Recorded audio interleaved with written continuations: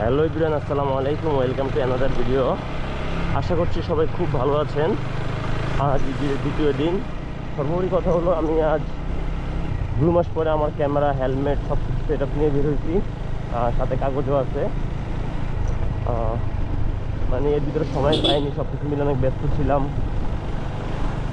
টুকটাক ব্যস্ততা, আমাদের তো আর প্রপারলি কোনো সময় নেই। যখনই টাইমটাই একটু ফ্রি হই তখনই হয়তো আমরা একটু ফেসবুক নিয়ে একটু ব্যস্ত থাকি, যাই কোথাও।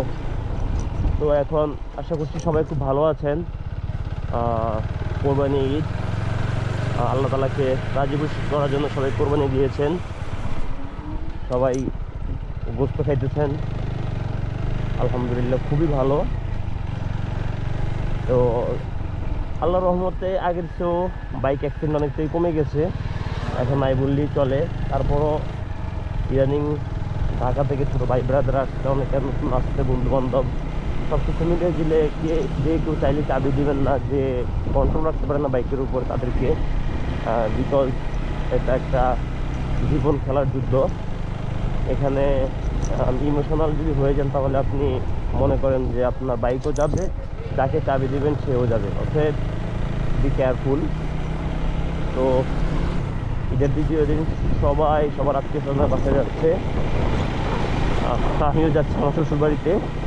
তো আপনার ভাবিদেরকে গতকালকে বিকালে পাঠিয়ে দিয়েছি, আমি আজকে যাচ্ছি।